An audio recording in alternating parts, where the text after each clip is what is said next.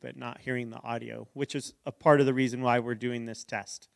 So Neil is working on that in the background, and we will adjust. I think the word being used nowadays is pivot. So we'll pivot and see if we can figure this out while you're watching. So hang in there with us, and hopefully we can get this worked out for you soon. Still working on it? Okay. All right. So you're joining us now, and I understand that we've had glitches with the audio, which is why we're doing this now. You hopefully heard me say, but if you didn't, I'll repeat it. Our tech team has been working behind the scenes, long hours beyond their hours at work, and so we're grateful for their time and service trying to help us figure out the glitches. But part of the reason that we're sharing with you now in this time is to let you know that in addition to live streaming to the website and to the phone app through encounter.media, where you can find the Hope City phone app, we are also going to be adding a YouTube channel, Hope City Church Tucson, through YouTube, in addition to Facebook. So hopefully you can find us streaming live in any of those platforms. But we are testing that this evening with you. Wanted to share with you some things that are coming up. This past month, between Christmas and New Year's, you may remember that we had an amazing group of college students come and visit us from Purdue University in Indiana. And they served in the community doing various projects. One of those projects was making bunk beds for Care Portal for those families that brought in children that just didn't have a place for them to sleep. And so that was one of the projects that they did. Not only did they make a handful of bunk beds, but they funded 10 bunk beds for others to come and make as well. And so I got a letter from Purdue this last week, and they said we were so blessed by being able to come and hang out with you guys that we wanted to contribute an additional $500 to resources for blessing bags. And if you're not familiar with those, there are some individuals here that have continued that work on a regular basis, going out into the community, especially during the rain and the cold, to bring food to people in the community. And this last week, they were looking and praying for things that they should bring, and grabbed a few jackets that were donated and some blankets, and then went to the park. And it's just like God to be able to bring people at just the right time to the right place to be able to meet the practical needs of the people that are there. So that team came across a 20-year-old young man who was freezing on that day, and they asked if they could help him with anything, and he asked if they had a jacket, and that just happened to be one of the things that had been packed for, I would call it, a divine appointment. So in the times that they have been going out to the park, I know there are 3 people that unsolicited just said, hey, I would like to know the God that you serve, and I want to give my life to Christ. And so we're celebrating those relationships, the new relationships that have been formed over this last few weeks since Purdue came to visit. We want to thank you, Purdue, for your generosity and for your note of encouragement and just keeping that moving forward. So those are just another story of some good things that are happening.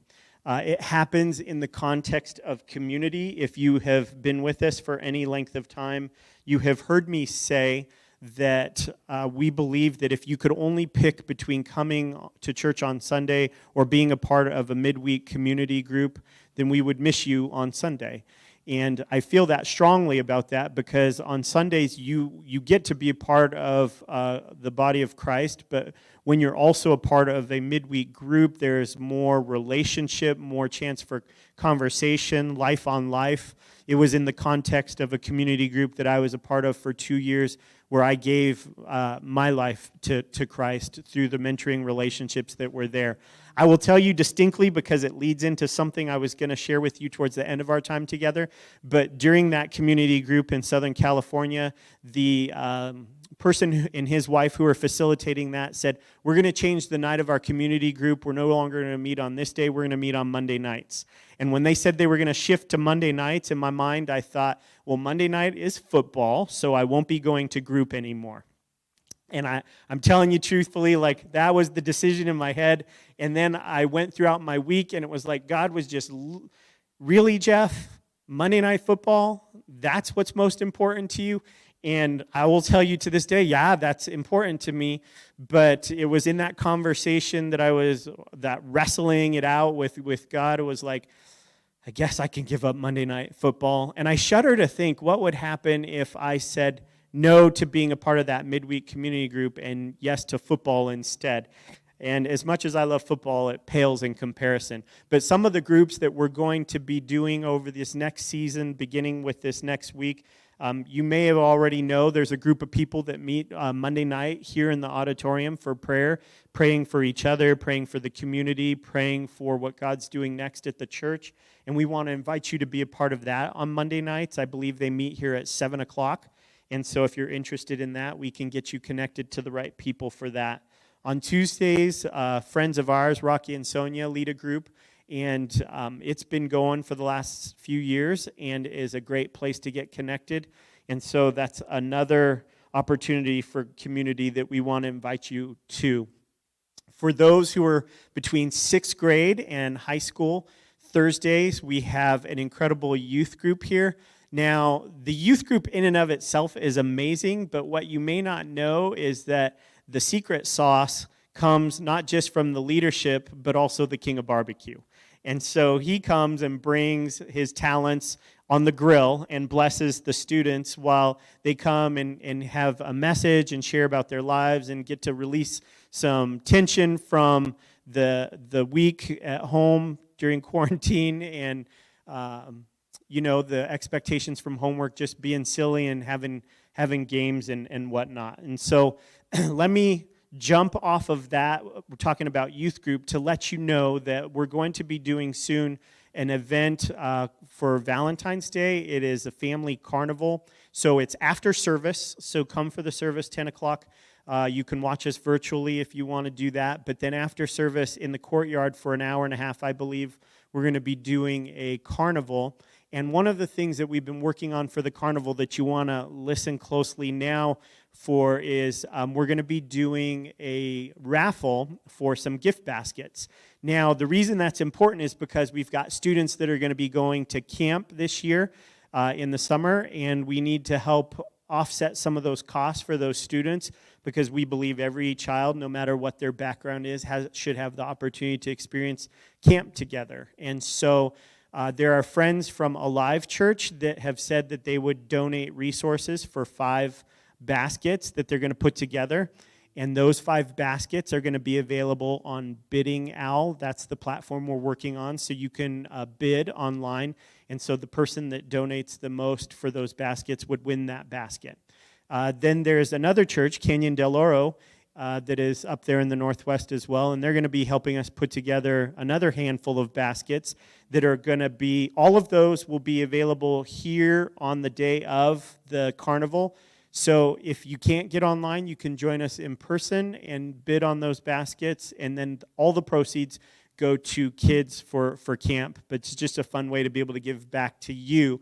And so each basket, I think, is going to have a theme. There's one for women, one for men, one for couples, and I don't know what the others are, but you'll have to stay tuned, check those out, and support some students going to camp. So there's a plug for the Valentine's Day Carnival coming up, and also for summer camp, as well as our youth group on Thursday nights here at 5:30. So if I am making sure that you're still with me as we are bringing our time together here for a close, there's a Friday night men's purity group that meets here on campus, and we want to invite you to come check that out. Guys, it is not a popular conversation to talk about pornography and the stronghold that has in our lives. I will have to get into my own journey with that another time, but because we didn't have conversations about that in home, the way that I found out about sex was through pornography. And so having to dial that back and rein that in creates challenges when we don't have healthy places to come and have those conversations. So there are some friends that have said we want to be available for guys that need to have a safe place to talk. And so maybe you're hearing this and you're saying, that's me. if you're willing to be bold enough to confess that. Or maybe you're saying, hey, I've got a friend. Everyone's got a friend, right? That I know is also wrestling with that. Feel welcome to reach out to me, and we'll connect you to that group on Friday nights. I am happy to share this last group with you. We've got a women's group that's going to be starting here on Saturday mornings, and they're going to be going through a great resource from Priscilla Shire. And if you've ever seen War Room, she is the actress from War Room.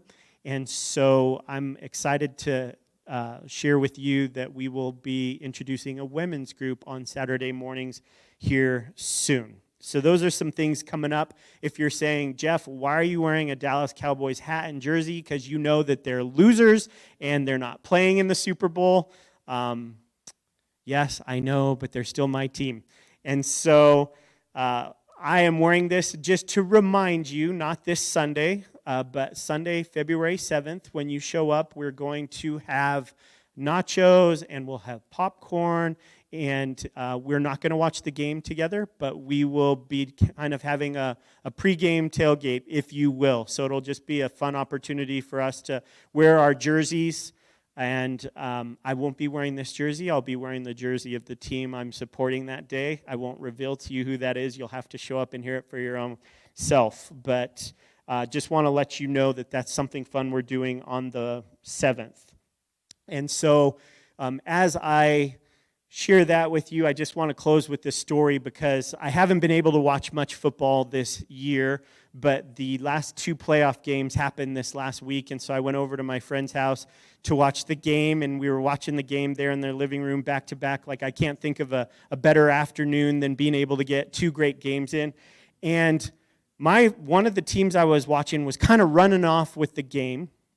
And as they were running off with the game, like it wasn't a game at all, basically. Like, they were just taking off. And so my friend starts flipping the channel, and I'm like, what are you doing? And he said, this game is boring. And I said, yeah, but you watch it all the way to the end. You don't change the station in the middle of the game. And what happened when we flipped back to the station, I'm so glad that we went back to it, was that the opposing teams, I won't mention names, Bills, or players, Allen, but the quarterback was about to get sacked, and he was about to get sacked, and they were grabbing onto him and trying to drag him down. He was pushing back, and he's a big guy, so he can hold his own. But then it turned into this squabble where, if you follow quarterback football, the quarterbacks, whenever they're in trouble, the linesmen come to their defense because that's their guy. They got to back up their guy. And so out of nowhere, you see a few bubbas come running after the guys that are assaulting their quarterback, and next thing you know, push comes to shove, and they're socking people in the face. And you're talking about a playoff game here. So I don't know if you've never watched that, but that's not the way you behave during a playoff game, because you know that the next game is the Super Bowl, and you don't want to get booted from the season in the playoff and not even get to play in the Super Bowl. And so we totally would have missed that whole opportunity if we had jumped over to watch basketball, of all things, during the playoff game. So I'm glad we're watching this, but the reason I'm telling you this is for this, because in the middle of all of that, Patrick Mahomes, the quarterback for Kansas City, it's his team that is in the middle of this fight, and you see like the whole line of football players getting ready to rush out and to start defending their teammates who are caught up in the squabble. And right before they rush out, Patrick Mahomes, the quarterback, it's kind of like the poster child for the NFL right now, goes running up and down the line in front of his teammates saying, stay back, settle down, focus. We've got a bigger objective that we're here for. This is not it. Like, this game is done. We're not here for this. Stay focused, because there's something greater that's to come if you guys can stay focused.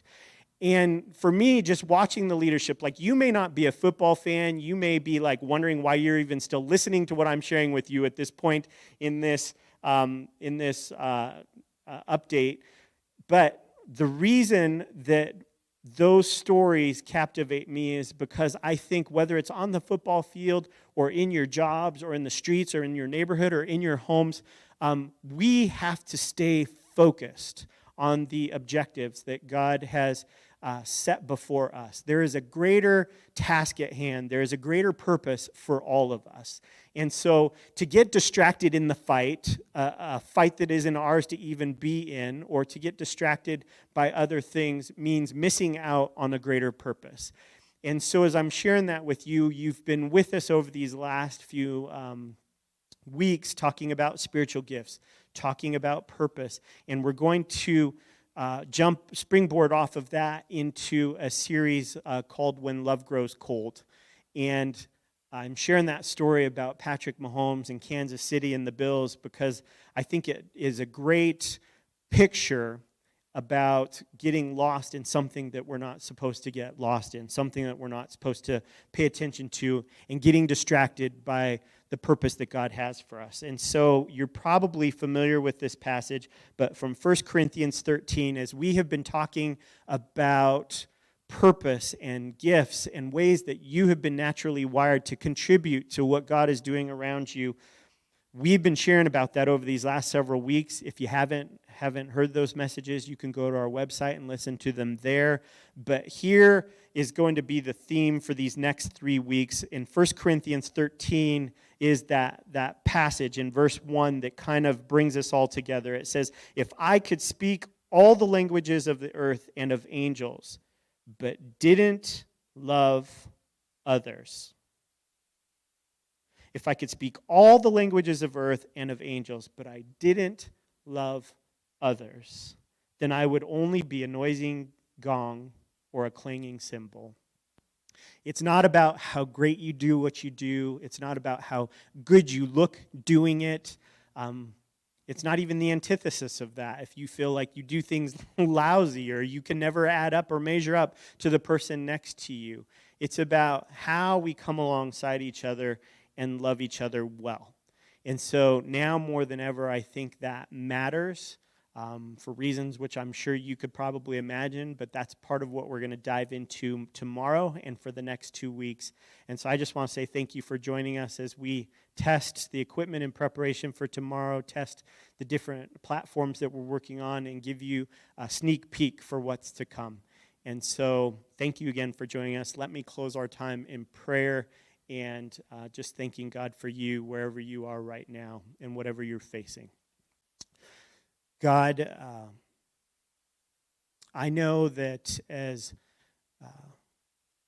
we're listening to this, that each of us is going through unique challenges, or each of us is going through circumstances that maybe we feel like we're all alone, or we've been forgotten, or we don't have the things that we need to be able to handle the obstacles in front of us. And moment after moment, thing after thing that seems to go against us, our hearts harden, and they harden a little bit more, and they get a little more cynical, and they get a little more jaded, and maybe we're throwing our hands up right now saying it doesn't even matter, and we find ourselves getting distracted by something that was never meant to get our attention in the first place. And so, Father, I ask for those that are listening right now, if they find themselves in a place where they want to give up, or they want to throw in the towel, or they want to harden their hearts, or they want to be cynical or jaded, that they would just give you one more chance to be able to reveal, Lord, not only do you have their back, but you're an advocate for them, and you'll change the tides, and you'll show them that something good is going to come through all of this. And so, Lord, I pray that you would make yourself known to those who are listening to this message right now in a relevant way, just to be a voice of encouragement. And Lord, that you would bring men and women, people in the flesh, who would be that tangible expression and extension of who you are in our lives, to say, I see you and you're not forgotten. And so, Lord, I pray that you would allow our hearts to expand, to be able to have the love that you have placed within us, to be able to share that with the people around us. And we just ask these things in Jesus' name. Amen. Thank you.